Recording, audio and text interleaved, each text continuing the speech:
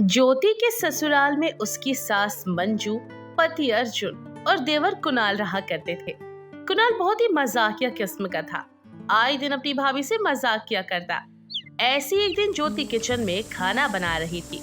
इसी बीच देवर यानी कि कुणाल नकली छिपकली लाकर ज्योति के ऊपर डाल देता है। ज्योति नकली छिपकली को असली छिपकली समझकर जोर जोर से चिल्लाने लगती है और बहुत ज्यादा डर जाती है। अर्जुन अर्जुन कहाँ हो तुम?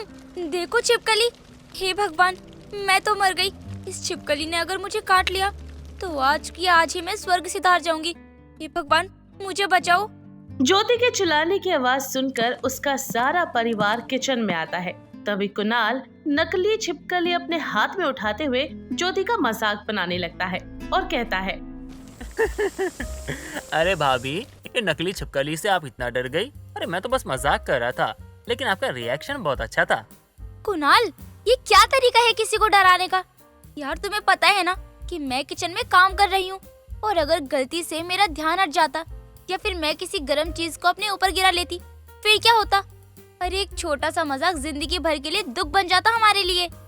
अरे भाभी, आप बिना कुछ भी बोलती रहती हो। अरे मैं आपका देवर हूँ, आपसे मजाक करना मेरा अधिकार है, जन्मसिद्ध अधिकार। और आप हो कि ऐसी ऐसी बातें कर रही हो। चलो कोई बात नहीं, लेकिन एक बात है भाभी, ये छोटी छोटी बातों पर मुंह मत फुलाया करो, वरना गुब्बारे की तरह मुंह फूल जाएगा और हवा में उड़ जाओगी। देखो, मैं तुम्हें समझा रही हूँ कि मजाक की ना एक लिमिट होती है। तुम मजाक लिमिट में रहकर किया करो ना, और तुम मुझसे छोटी छोटी चीजों को लेकर मजाक करने लगते हो। अरे मजाक करने का भी एक समय होता है। मैं भी किचन में खाना बना रही हूँ, कम से कम इस वक्त तो मुझसे मजाक मत करो। अच्छा ठीक है भाभी, किचन में मजाक नहीं करूंगा आपसे, ठीक है? ज्योति बहुत ही गुस्सैल किस्म की थी, इसलिए उसे हर छोटी छोटी बातों को लेकर गुस्सा जाया करता था। ऐसे ही एक दिन ज्योति अपना सारा काम करके कमरे में आराम से सो रही थी। इसी बीच कुणाल अपनी भाभी के रूम में जाता है और उसके बालों में बहुत सारे गुब्बारे बांध देता है। जैसे ही ज्योति सोकर उठती है तो वो देखती है कि उसके सर पर खूब सारे गुब्बारे हैं। ये देखकर ज्योति जोर से चिल्लाती है, कुणाल, कुणाल जल्दी यहाँ आओ। तुमने भी ना नाक में दम करके रखा है। पता नहीं तुम क्या चाहते हो मुझसे। कुणाल भागता हुआ अपनी भाभी के पास आता है और अपनी भाभी को कहता है क्या हुआ भाभी, क्यों चिल्ला रही हो आप? अरे मैं चिल्लाऊं ना तो क्या करूं? तुम्हारी आरती उतारूं? ये सब क्या है? तुमसे कितनी बार कहा है कि मजाक करने का एक टाइम होता है, तुम कहीं भी शुरू हो जाते हो। कुणाल, कम से कम अपना ना सही तो दूसरों का ही सोच लिया करो। भाभी, आप ही ने तो कहा था मुझे मैं किचन में मजाक नहीं कर सकता, तो मैंने सोचा क्यों ना घर में जब आप आराम करती हो उस समय मजाक करता हूँ, तो मैंने कर दिया थोड़ा सा आपका परेशान। देखो कुणाल, कभी कभी ना तो मुझे ये लगता है कि ये सब तुम जानबूझकर करते हो ताकि मैं यहाँ से चली जाऊँ। अरे मैंने क्या बिगाड़ा है तुम्हारा? तुम्हें अच्छे से मालूम है कि मुझे हंसी मजाक बिल्कुल भी नहीं पसंद है, पर तुम जानबूझकर मेरे साथ ये सब क्यों करते रहते हो? गुस्से में कुणाल को वो अपने कमरे से भगा देती है। कुणाल का दिल था तो बहुत साफ, और वो अपनी भाभी की बात का बिल्कुल भी बुरा नहीं मानता था। ऐसी एक शाम ज्योति का पति अर्जुन ऑफिस से घर आता है। तभी ज्योति अपने पति के कान भरते हुए कहती है, अर्जुन, तुम अपने भाई को ना अच्छे से समझा दो कि मुझसे ना फालतू का हंसी मजाक ना किया करे। अरे यार, तुम्हें पता है ना कि मुझे ये सब बिल्कुल भी पसंद नहीं है, फिर क्यों वो मुझे जानबूझकर परेशान करता रहता है? अब मैं तुम्हें कैसे समझाऊं ज्योति कि देवर भाभी का जो रिश्ता होता है ना, वो काफ़ी अनोखा रिश्ता होता है। देवर भाभी के रिश्ते में खूब सारी हंसी मजाक और मौज मस्तियाँ होती है। शायद इसी वजह से मेरा भाई तुमसे हंसी मजाक करता रहता है। और वैसे भी तुम तो पहले से ही जानती हो ना कि कुणाल का नेचर कैसा है, वह बहुत मजाकिया किस्म का है। अरे पर मैं तो मजाकिया नहीं हूँ ना, कम से कम मेरे बारे में तो सोचे ना। ठीक है, पर तुम ये बताओ, अगर मेरे भाई कुणाल की जगह तुम्हारा खुद का भाई होता तो तुम क्या करती? पहली बात तो ये कि ये सब ना भाई बहन के बीच होता है, और दूसरी बात ये कि मेरा भाई तुम्हारे भाई की तरह इतना बदतमीज नहीं है। मेरे घर में भी भाभी है, पर मेरा भाई कभी भी मेरी भाभी से ऐसे हंसी मजाक तो नहीं करता है। हर कोई अपने तरीके से सोचता समझता है ज्योति। ऐसे ही कुछ दिन बीत जाते हैं। एक दिन ज्योति शॉपिंग पर जाने के लिए रेडी हो रही थी। इसी बीच कुणाल चोरी से ज्योति के कमरे में जाता है और उसकी साड़ी को छुपा देता है। वो जैसे ही कमरे में साड़ी लेने के लिए आती है तो साड़ी उसे वहाँ से गायब मिलती है। पूरी अलमारी को वो खोलकर साड़ी ढूंढने लग जाती है, लेकिन उसे कहीं पर साड़ी नहीं मिलती। साड़ी ढूंढने के चक्कर में ज्योति ने पूरे कमरे को तहस नहस कर दिया था। तभी कुणाल अपनी भाभी की साड़ी को उसके शरीर पर लपेटकर ज्योति के कमरे में आता है और मजाक में कहता है, भाभी यही साड़ी ढूंढ रही थी क्या आप? हाँ अच्छा, तो मतलब तुम्हें मेरी बात अब भी समझ में नहीं आई ना? अरे यार, मैंने तुमसे कितनी बार कहा है कि मुझे ये सब बिल्कुल भी नहीं पसंद है। तो प्लीज मुझसे ऐसे फालतू के हंसी मजाक करना बंद कर दो। समझ आ गया तुम्हें? अरे भाभी कूल डाउन, चिल्ला क्यों रही हो? मैं तो बस मजाक कर रहा था। अरे बड़े ही निहायती बदतमीज किस्म के आदमी हो तुम। तुम्हारे पास खुद की कोई रिस्पेक्ट नहीं है। अरे इतनी बेइज्जती करने के बावजूद भी बार बार तुम अपनी घटिया सी शक्ल लेकर मेरे सामने आ जाते हो। मुझे तुम्हारे जैसे घटिया लोग ना बिल्कुल भी नहीं पसंद है। अगर तुम्हारे अंदर थोड़ी बहुत भी शर्म बची है ना, अपने माँ बाप के संस्कार हो ना, तो दोबारा मुझसे हंसी मजाक करने की सोचना भी मत। ज्योति की बातों से कुणाल को पहली बार बहुत ज्यादा बुरा लगा था और वो तुरंत साड़ी उतारकर अपनी भाभी को दे देता है और माफी मांगकर वहाँ से चला जाता है। ऐसे अब ज्योति के ससुराल में शांति रहा करती, ना कोई किसी से बात करता और ना ही कोई हंसी मजाक। ये सब देखकर अर्जुन और उसकी माँ समझ जाते हैं कि ज्योति ने ही कुणाल से कुछ ऐसा कहा है जिस वजह से वो अपनी भाभी से हंसी मजाक भी नहीं कर रहा और ना ही किसी से बात कर रहा है। क्या बात है कुणाल, मैं कुछ हफ्तों से देख रही हूँ तुम मुझसे बातचीत ही नहीं कर रहे हो। लगता है तुम्हें मेरी बात का बुरा लग गया है। नहीं भाभी, इसमें आपकी कोई गलती नहीं है, गलती मेरी है जो अपनी हदों को मैं भूल चुका था। लेकिन भाभी आपसे ना आपको ना मेरे कारण कोई परेशानी नहीं होगी। मैं कोई हंसी मजाक नहीं करूंगा आपके साथ। कुणाल की बातों से ज्योति समझ जाती है कि कुणाल अब उससे नाराज है। ऐसे ही दिन बीतने लगते हैं। पूरे घर में ही शांति रहा करती। ये देखकर ज्योति को भी बहुत बुरा लग रहा था। एक दिन वो अपने देवर के पास जाती है और उससे कहती है, क्या बात है मेरे गोलगप्पे देवर जी, क्यों बेकार में मुंह बना रखा है अपना? अरे मुझे माफ कर दो, उस दिन मैंने कुछ ज्यादा ही बोल दिया था आपको।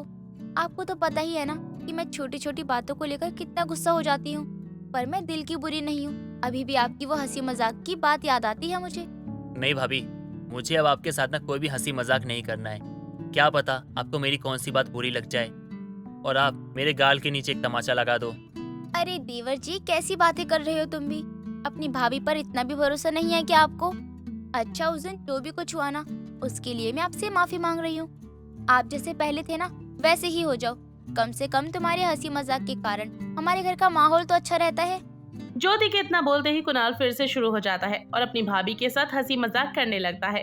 ये देखकर ज्योति और कुणाल बहुत जोर जोर से हंसते हैं। कहते हैं ना, हर रिश्ते में हंसी मजाक का होना थोड़ा बहुत तो जरूरी है। इससे रिश्तों में एक खुशनुमा माहौल बना रहता है। चंदा अपने पति दिनकर और 2 छोटे बच्चों के साथ रहा करती थी। चंदा गांव के ही मुखिया के खेतों में काम करके अपना घर परिवार चला रही थी। चंदा का पति दिनकर रात में नशे में डूबा रहता। एक रोज चंदा अपने बच्चों को खाना खिला रही होती है, तभी दिनकर शराब के नशे में धुत होकर घर आता है और चंदा से कहता है, मुझे पैसे चाहिए, जल्दी मुझे पैसे दे दे, मुझे पीने जाना है। तेरे को सुनाई नहीं दे रहा क्या कि मैं क्या कह रहा हूँ? मेरे पास कोई पैसा नहीं है, आपको पता है। मैं सुबह कमाने निकलती हूँ, शाम में जो पैसा कमा कर लाती हूँ उससे ही घर का राशन लाती हूँ, तो भला मेरे पास पैसे कहाँ से आएंगे? तुझे पता है ना कि तेरा पति तुझसे पैसे मांगेगा, तो तुझे पैसे बचा के रखने चाहिए थे, समझी तू? मुझे नहीं पता, मुझे पैसे चाहिए मतलब पैसे चाहिए। इतना कहकर दिनकर चंदा के बाल पकड़ लेता है और उसे मारने पीटने लगता है।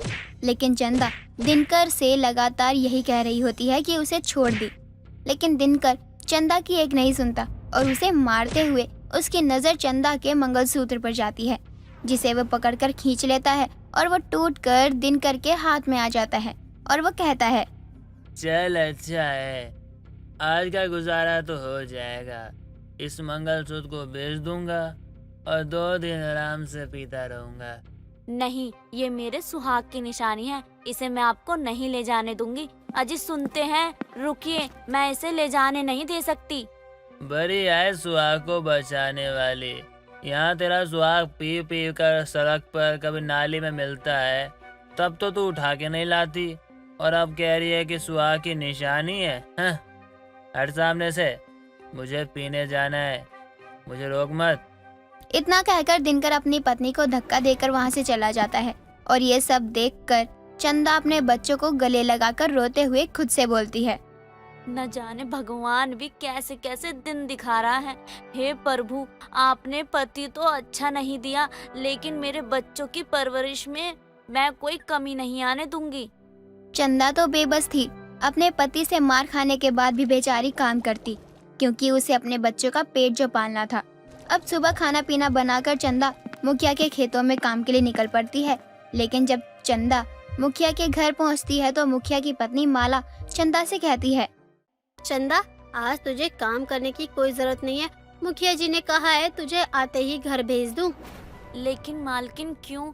ऐसा भी क्या हो गया जो आप कह रही हैं कि मैं घर से चली जाऊं? मैंने काम में कोई गलती कर दी? अगर भूल से भी मुझसे कोई गलती हो गई है तो क्षमा कीजिए मालकिन।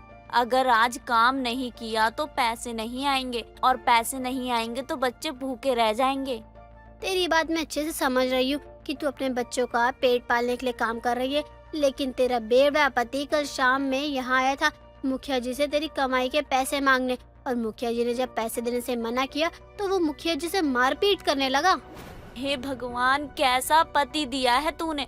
ना कमाता है ना बच्चों को देखता है, जहाँ भी काम करने जाऊं वहाँ भी काम बिगाड़ देता है।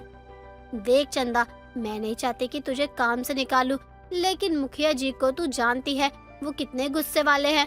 तो यहाँ से चली जा तू, इससे पहले कि मुखिया जी आकर मुझे ही 2-4 बातें सुना दे। जी मालकिन, जैसा आप कहें। मेरी किस्मत में रोना धोना और भटकना तो लिखा ही है। बस मेरे बच्चों का भविष्य अच्छा हो, मैं बस इतना ही चाहती हूँ। इतना बोलकर चंदा वहाँ से चली जाती है। चंदा जब मुखिया के घर से लौट के आ रही होती है तो उसके मन में हजारों सवाल आते हैं कि वो बच्चों को शाम के खाने के लिए कहाँ से इंतजाम करेगी, उसे काम मिलेगा भी या नहीं, और उसका बेवड़ा पति जिसकी वजह से उसे काम से निकाल दिया गया था, वो दूसरी जगह काम करेगी तो उसका पति वहाँ भी पहुँच जाएगा। अब वो क्या करे? तभी उसके सामने से एक पकोड़े वाला गुजर रहा होता है, जिसे देखकर चंदा सोच में पड़ जाती है। क्यों ना मैं भी खुद का कुछ कर लूं, लेकिन क्या करूं, मुझे कुछ समझ नहीं आ रहा। यही सोचते हुए चंदा की नजर उसकी पड़ोसन विमला पर जाती है, जो कि जंगल से कुछ साग के पत्ते तोड़ रही होती है, जो कि जंगली थे। अरे विमला बहन, ये क्या कह रही हैं आप?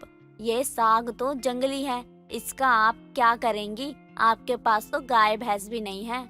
अरे चंदा बहन, तुम तो जानती हो कई दिन से मेरा पति बीमार है। काम पर ना जाने की वजह से घर में खाने के लिए कुछ भी नहीं है। अब सोच रही हूँ इसका ही कुछ बना लूँ मैं। मेरी माँ इसके पकोड़े बहुत अच्छे बनाती थी। क्या आप सच कह रही हैं विमला बहन? अरे वाह, फिर तो मुझे भी थोड़े बहुत ये साग तोड़ लेने चाहिए, क्योंकि आज मुझे मुखिया ने अपने घर से काम से निकाल दिया है, वह भी मेरे बेवड़े पति के चक्कर में। वहाँ जाकर मुखिया जी से लड़ाई झगड़ा करने लगे थे वो। इस नास पिटे का कुछ नहीं हो सकता। काम धाम कुछ करना नहीं, लेकिन पीना है इसे पूरे दिन। हमेशा ही पैसे उड़ाता है पीने में। चंदा विमला को देखकर जंगल से कुछ साग तोड़ती है और उसे घर ले आती है। इसके बाद विमला के बताए गए रेसिपी से वो उस जंगली साग की यानी घास फूस की तरह दिखने वाले उस साग के पकोड़े बनाती है, जो उसके साथ उसके बच्चों को भी बहुत पसंद आते हैं। बस फिर क्या था, चंदा के दिमाग में एक बहुत अच्छी सी तरकीब आती है। अब अगली सुबह चंदा उठती है और उसी जंगल जाकर ढेर सारे साग तोड़ कर लेकर आती है, और उसके ढेर सारे पकोड़े और मीठी और तीखी दोनों चटनी बनाकर अपने सर पर एक टोकरी लिए उसे बेचने के लिए निकल पड़ती है। गर्मा गर्म साग के पकोड़े ले लो, एकदम गर्मा गर्म स्वादिष्ट पकोड़े हैं। एक बार जो खाओगे बार बार आओगे। अरे बहन, क्या बेच रही हो? साग के पकोड़े? अरे वाह, ये तो मेरे पसंदीदा है। जरा एक प्लेट लगा दो। हाँ हाँ बहन, अभी लगा देती हूँ। ये लीजिए, पूरे 20 रुपए हुए। अरे वाह वाह, क्या पकोड़े बनाए हैं, खाकर मजा ही आ गया। वैसे आज से पहले तुम्हें यहाँ देखा नहीं हो?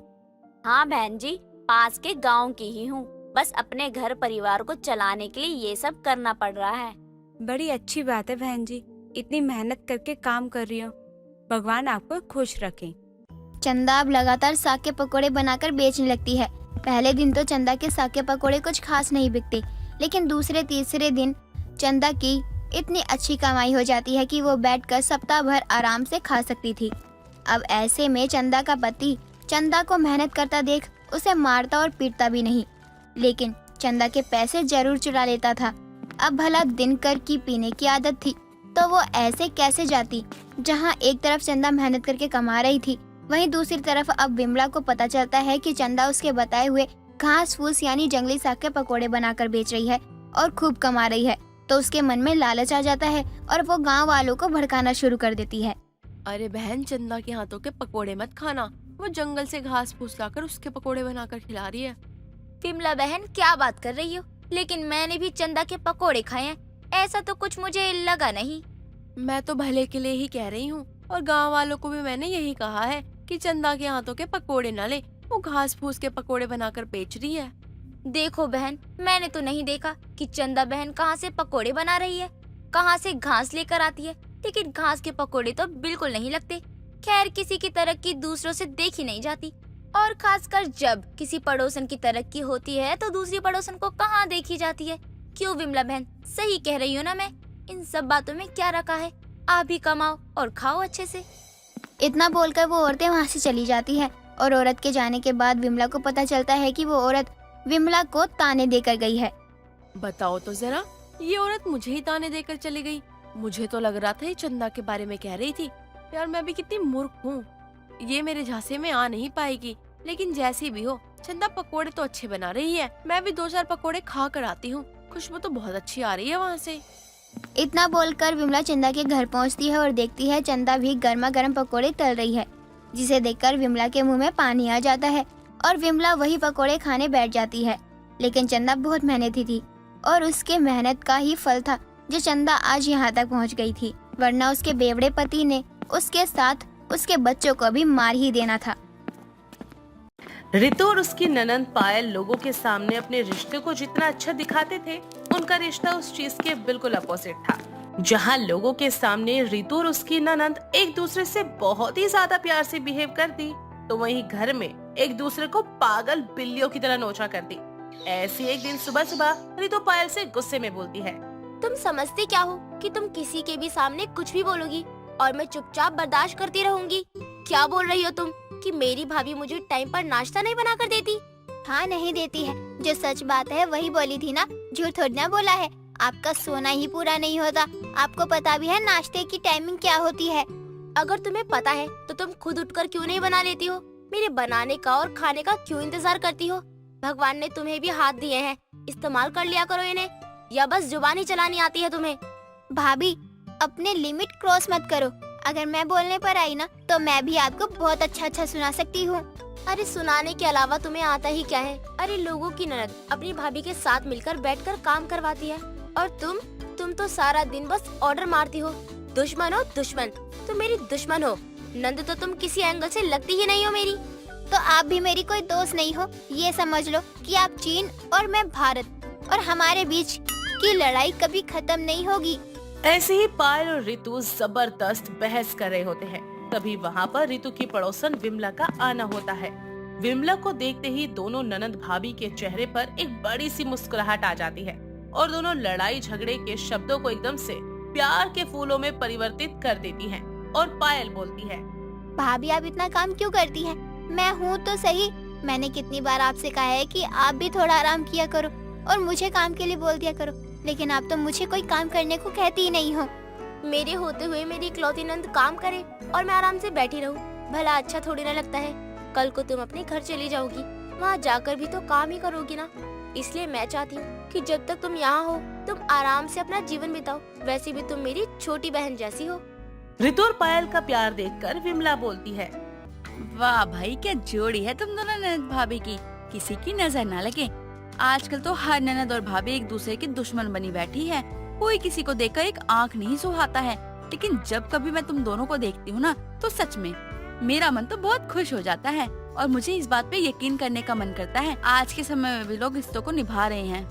विमला जा रही होती है कि तभी वहाँ पर रितु की सास वीना आ जाती है और विमला वीना के आगे उसकी बेटी और बहू की तारीफ करने लगती है। वीना अपने बहू और बेटी की पर्सनैलिटी से बहुत अच्छे से वाकिफ होती है, इसलिए वो विमला की बातों पर मुस्कुराते हुए बोलती है, सही कह रही है विमला, मेरे घर में तो कलेश जैसी कोई चीज ही नहीं है। मेरी बहू और बेटी तो ऐसे मिलकर रहती है जैसे पानी में नमक। बस भगवान मेरे घर की खुशियों को किसी की नजर ना लगे। अरे नहीं लगेगी नजर। वैसे भी बड़े दिन हो गए हैं बेटा तेरे हाथों की चाय पिए हुए। जरा एक कप चाय तो पिला दे अपनी आंटी को। हाँ हाँ क्यों नहीं, अभी बना कर लाती हूँ। ननद जी आप भी पियेंगी? हाँ हाँ क्यों नहीं भाभी, जरूर। पायल की बात सुनकर रितु दांत दबाते हुए मुस्कुराती हुई रसोई में चली जाती है और फिर सभी के लिए चाय बनाकर लेकर आती है। चाय पीने के बाद विमला वहाँ से चली जाती है। विमला के जाते ही दोनों ननद भाभी अपने असली रूप में आ जाती हैं, जिसे देखकर वीना बोलती है, हे भगवान, तुम ननंद भाभी कभी दुश्मन बनकर रहती हो तो कभी सहेली। मैं तो बहुत परेशान हो चुकी हूँ। या तो तुम हमेशा के लिए एक दूसरे के दुश्मन हो जाओ या फिर हमेशा के लिए एक दूसरे की सहेली बनकर रहो। कभी नहीं। तो फिर लड़ती रहो। मैं जा रही हूँ अपने कमरे में। अगर मुझे किसी की शोर की आवाज आई ना तो मैं तुम दोनों को बराबर की सजा दूंगी। याद रखना तुम दोनों। वीना की बात सुनकर दोनों ननद भाभी चुप हो जाती हैं और वीना के जाते ही दोनों बड़ा सा मुंह लेकर अपने अपने कमरे में चली जाती हैं। दिन गुजरते हैं। कभी दुश्मन कभी सहेली वाला किरदार निभाते निभाते दोनों ननद भाभी अपना जीवन आराम से जी रही थी। ऐसे ही रक्षाबंधन का दिन आता है। पायल अपने भाई विवेक को राखी बांधती है और बोलती है, भैया इस बार मुझे आईफोन चाहिए, शाम तक मेरा आईफोन ले आना ठीक है, ले जाऊंगा। और कुछ? और थोड़ी शॉपिंग भी करवा देना। दोनों भाई बहन आपस में बात ही कर रहे होते हैं कि तभी रितु बोलती है, बस और क्या, और जितना भी पैसा है वह सब इसके नाम पर कर दो। घर में थोड़ी ना पैसे की जरूरत है, अब आईफोन और शॉपिंग की ही जरूरत है। अरे कोई बात नहीं, रक्षाबंधन है और मेरी बहन मांग रही है तो देना तो हक बनता है ना। त्योहार के नाम पर लूट मचाना तो कोई आपकी बहन से सीखे। माना कि रक्षाबंधन पर हर भाई बहन को तोहफा देता है, लेकिन इतना भी मुंह खोलने की क्या जरूरत है। अरे मैं भी अपने भाई को राखी बांध कर आई हूँ, मैंने तो कुछ भी नहीं मांगा इतना। उसके पास होता तभी तो देता वो आपका भाई, लेकिन वो तो नल्ला है, नल्ला कहीं का। और आपको क्या दिलाएगा वो? जैसा भी है ना, मुझे बहुत प्यार है उससे। और तुम उसके बारे में अगर ऐसा बोलोगी ना तो मैं भूल जाऊंगी कि तुम मेरी ननद हो और मेरे इस मुंह से अच्छा अच्छा सुनकर बैठ जाओगी। पहले कौन सा आपको याद रहता है कि मैं कौन हूँ? आपको तो वैसे भी मैं आँखों में हमेशा खटकती रहती हूँ। मांग में अपने भाई से रही थी, आपको पता नहीं किस बात की मिर्ची लग गई जो बीच में आ गई। तो बीच में मैं क्यों ना हूँ? मेरे पति है, वो दिन रात मेहनत करके कमाई करते हैं। जितना हक तुम्हारा अपने भाई पर है ना, उतना ही हक मेरा इन पर है। विवेक और रितु और पायल दोनों को चुप करवाने की कोशिश करता है, पर दोनों एक दूसरे को एक से बढ़कर एक जवाब देती हैं। बेचारा विवेक परेशान हो जाता है और वहाँ पर वीना आ जाती है और बोलती है, तुम दोनों को चैन नहीं है क्या? अरे आज के दिन भी तुम लड़ाई कर रही हो। कोई दिन इस घर में सुख शांति का होगा कि नहीं होगा? माँ मैंने कुछ नहीं कहा भाभी को, भाभी नहीं कहा था, आप उन्हें ही बोलो। हाँ हाँ, तुम तो दूध पीती बच्ची हो ना, मैं ही लाला लाला करती रहती हूँ, तुम तो कुछ भी नहीं करती हो। आई बड़ी शरीफ कहीं की। मुझे बहुत अच्छे से पता है कि तुम दोनों क्या बोलती हो और क्या नहीं। मेरी बात कान खोलकर सुन लो। रितु और पायल दोनों अगर आज के बाद लड़ाई करते हुए अगर मुझे दिख गए ना तो मैं तुम दोनों को ही घर से निकाल कर बाहर कर दूंगी। फिर जितना लड़ना है वही लड़ना और फिर ही घर के अंदर आना। वीना की बात सुनकर पायल और रितु दोनों चुप हो जाते हैं और दोनों अपने अपने कामों में लग जाते हैं। ऐसे ही दिन गुजरते हैं। वीना और विवेक दोनों ही पायल और रितु को समझाने की बहुत कोशिश करते हैं, लेकिन वो किसी की बात नहीं मानती और अपनी दोस्त और अपनी कभी सहेली वाले रिश्ते को ऐसे ही कायम रखती। एक दिन विमला रोते हुए वीना के पास आती है और बोलती है, रीना बहन, मेरे तो करम ही फूट गए। जब से अपने बेटे की शादी करी है ना, तब से मैंने एक दिन भी सुख नहीं बिताया है। जब देखो मेरे घर में बस कलेश ही लगा रहता है। अरे मेरी बहू को तो मेरी बेटी एक आंख नहीं भाती है, हमेशा वो मेरी बेटी के पीछे पड़ी रहती है, जबकि मेरी बेटी उसके सामने कुछ नहीं बोलती है। जो भी कहती है वो अपनी भाभी की बातें मानती है। ना जाने क्या हो गया मेरे घर को। कोई बात नहीं विमला, चिंता मत कर। तू अपनी बहू को समझाने की कोशिश कर, हो सकता है वो तुम्हारी बात समझ ले। अरे घर के सदस्यों के साथ मिलजुल कर रहना ही घर की एकता का प्रतीक होता है।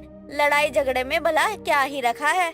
इसलिए तो मैं तेरे पास आई हूँ। मैं चाहती हूँ तू अपनी बहू और बेटी को मेरे घर पर भेज दे, ताकि वो मेरी बेटी और बहू को समझाए कि किस तरह मिलजुल के बात करके रहा जाता है और दिन भर घर में कलेश नहीं किया जाता है। और अगर ऐसे ही कलेश चलता रहा तो एक दिन मेरी जान चली जाएगी। विमला की बातें रितु और पायल भी सुन लेती हैं, जिसके बाद विमला जबरदस्ती रितु और पायल को अपने घर ले जाती है, जहाँ अपने बहू और बेटी को रितु और पायल को समझाने के लिए कहती है। रितु और पायल उन दोनों को समझा देते हैं और फिर अपने घर आ जाते हैं। उस दिन के बाद से विमला के घर लड़ाई झगड़ा बिल्कुल खत्म हो जाता है और वहाँ पर ननद भाभी एक साथ मिलकर रहने लगती है, जिसे देखकर विमला बहुत खुश होती है। अरे देख रही हो तुम दोनों के नाटक की वजह से ही सही, पर किसी के घर के हालात कितने ज्यादा सुधर गए। जब तुम लोग दूसरों के घर की हालत को सुधार सकती हो तो फिर अपने घर की हालत को क्यों नहीं सुधार सकती हो। जब तुम दोनों प्यार से मिलकर रहना जानती हो तो फिर रहती क्यों नहीं हो, ये दोहरी जिंदगी क्यों जी रही हो। इससे तो अच्छा है कि तुम दोनों एक दूसरे के साथ अच्छे से मिलकर रहो, ताकि कभी तुम्हें नाटक करने की जरूरत ही न पड़े।